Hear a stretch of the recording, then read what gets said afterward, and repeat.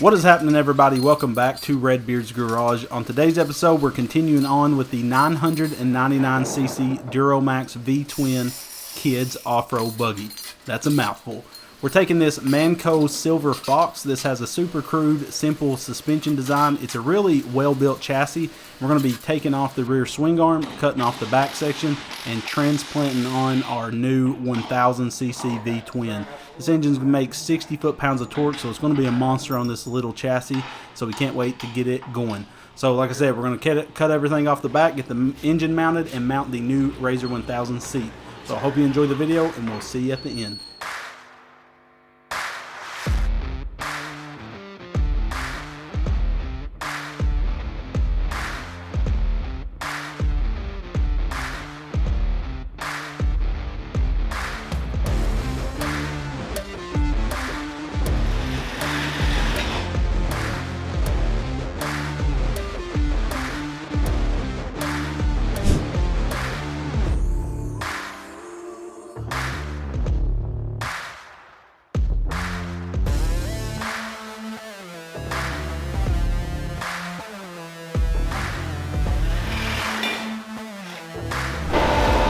Alright, so we have this bar. This is 1 1/4. This chassis uses 1 1/4 and 1 inch, which is pretty cool. So we're going to tack in this 1 1/4 piece of tube, and that's going to be where our heim joint hooks up. We was going to do the original swing arm uses 2 pivot points, so it just goes straight up and down. This will allow us to get rock side to side, a little bit better suspension. So I need to measure this out, make sure it's even. Tack it in, then we can slide our swing arm up and get it centered and tack on the tabs for the pivot point on it.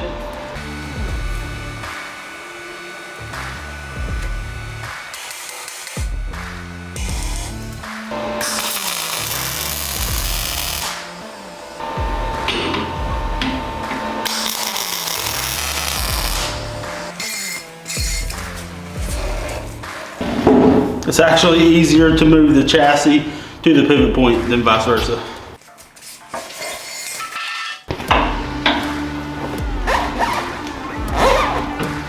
Will it do it?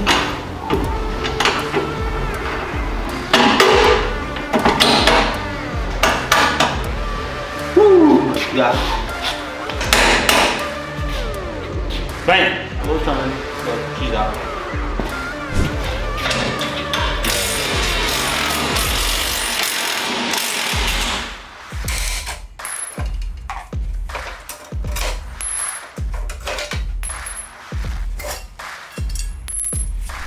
So these go-karts all have bolt-on roll cages, and that's for shipping. That's why they did this, was so they could fit them in pallets or whatever and ship them around. So what we're gonna do is we're gonna cut off these bulkheads, and we're gonna notch the old roll cage, which we have sitting over here, and then just clean up the paint and weld it on and keep the original roll cage style, because I don't think it looks bad, has enough head clearance inside. So we'll just cut these bulkheads off every section of chassis, and we'll actually keep these because these are pretty handy to have, and clean up everything, weld the roll cage on. And the reason I'm doing that right now instead of later is because I want my back hoop to come from this area instead of there, because if you look, our CVT pulley's right in the way of that. So I want this hoop area to come wide back here to surround this engine, because this engine can rock side to side and up and down, so we need a lot of clearance. And then once we get the roll cage back on, this hoop made, then we can mount our shocks and get them in the right position on the rear, and then we can make our panhard bar. Because of this linking to the chassis with a single heim joint, and by the way, QS Components has the best heim joints. Links are always in the video description when we use them. They have chrome ollie ones if you want to go like ultra high quality, or you can get the economy style that's still extremely strong but a lot cheaper. Anyways, we're going to use 2 1/2-inch heim joints to make a rod back here that's a panhard bar. For someone that don't know what that is, that basically keeps your rear end from walking side to side as it's going through its travel, so it keeps everything sturdy. You can also do a Watts link, and they're even better, because with a panhard bar you still get a little side to side movement through the travel. It's not enough that's going to affect much, but a Watts link is a lot better, but you got to fabricate a lot more.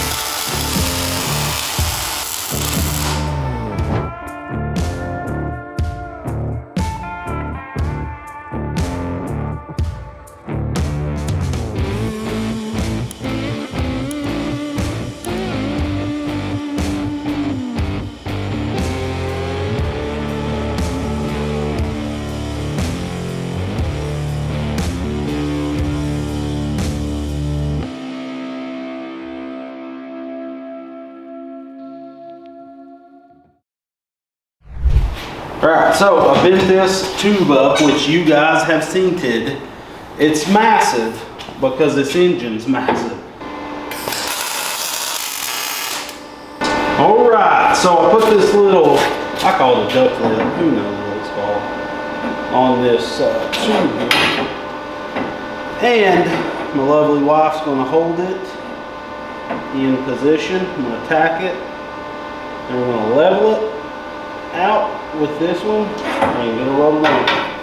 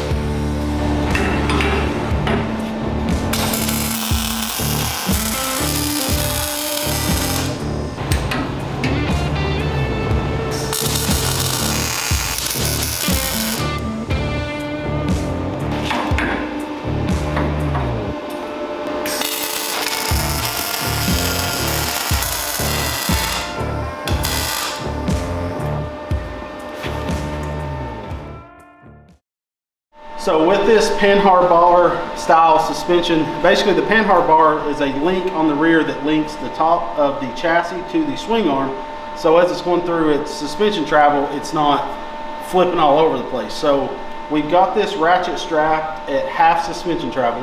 And the reason we did that is at half suspension travel, the Panhard bar needs to be completely flat or at ride height. But we're pretty close to that once we get all the weight on it. So I've made this rectangle tube. I even put a threaded hole in it to mount a muffler possibly, but I think we came up with something different for that. And we're going to weld this on right here. The pulley will not be that close to it, by the way. It's just everything slid back right now. And then we have another one we're going to weld that hangs down from this. Then we can measure our Panhard bar length and make it. Then the suspension is fully done. So I'm going to get this tacked on. We have the other one made already. So since this is going from 1.5 rectangle to 1 inch, we basically put this piece of angle on it and welded it up.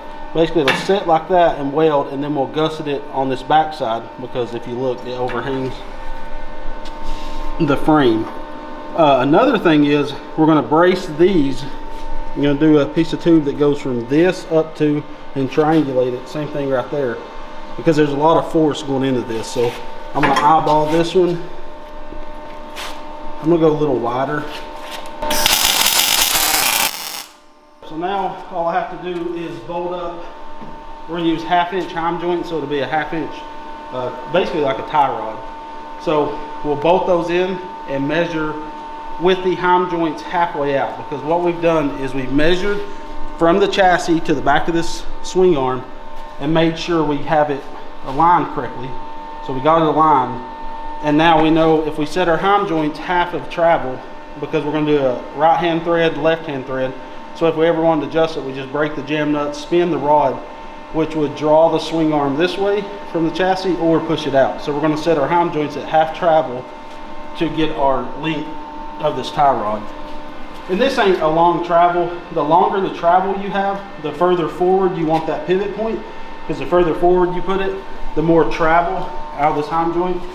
The further forward, like if we would have mounted it right here, we could have got a ridiculous amount of travel out of the swing arm. And the longer your Panhard bar, the straighter it's going to travel. Now we could have did a Watts link, which is basically we're putting a third link in the center.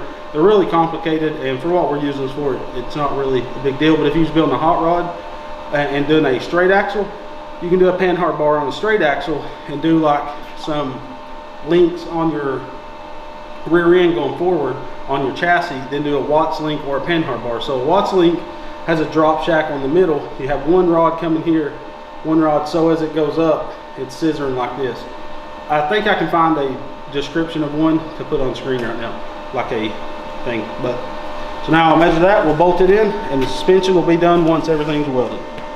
And then next is seat. So we'll go ahead and tack those in real quick. You've seen us do this in the past. We've taken some angle iron. We put, this is 1 1/4, this is 1 inch. We put a 1 1/4 notch here, a 1 inch notch there, and I made it look nice on my Dictator grinder.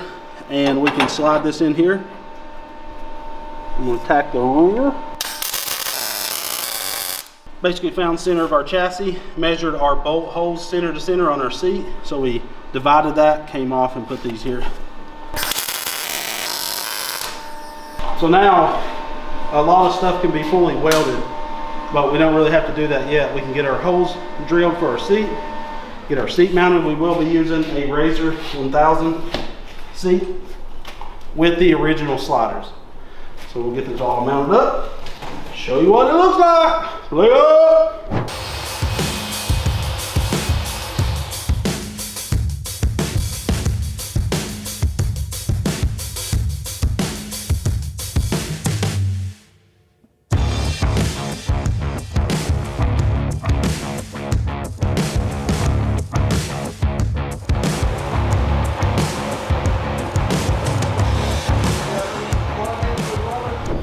All right, so we finished the panhard bar. You see me TIG welding the bungs in.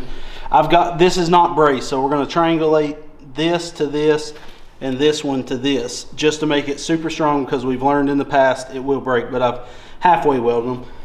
So now we measured the frame, made sure everything's, you know, level at this. Square.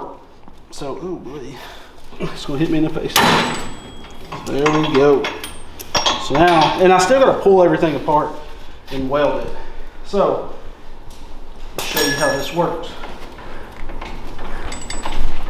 And it can flex side to side. You know what I'm saying? It's gonna lift the front tire off, but you can see, we're not just limited to the up and down movement that you normally got on the go-kart. Now you do need some decent shocks when doing this, because if your shocks don't have a little bit of, it's going to push your shocks this way. So honestly, it's better to have a real soft bushing in your shock, but you can see where that works. Pretty sick. It's a super simple, someone on Instagram or Facebook asked me why didn't we mount the engine solid and do, like, we want to do those things. That's what these projects are for, but it takes weeks to do that, you know, because we have to edit and do all this other junk. So this is super simple to get you guys content. What we're going to do is blow off this rear end later and mount this solid with a Polaris differential and rear end, transmission and rear end. And then we'll have an independent setup in the rear. We'll do double A-arms in the front, but we want to do it in steps so you guys get content and we can see what this engine does. But that looks sick. I'm ready to feel that torque. Oh, I'm super pumped about this engine. Let me get it from the front, see how much it's squatting. Try to do just one side. It's really hard. I can do it. So it's sick. So now everything needs welded out. We're going to dimple die some metal for here. I'm going to triangulate this point to this point just to strengthen up what that little roll cage is, and mount the seat. Lonnie got the seat brackets ready. We can actually throw the seat in there real quick. There you go. It's going to be sick. It's going to be a sick kart that's going to be okay. Like, we got crude suspension front and rear, and then we can upgrade front with better on a later date after riding it, playing with this thing, and then do the back on a later date too. So thank you guys so much for watching. Make sure to check out the links in the video description. They help us out a ton and keep these videos coming. Tell us what you think of this V Twin 990cc. Let's call it 1,000. It's a mouthful. 1,000cc Duromax engine. We love you guys. We'll see you on the next one. God bless.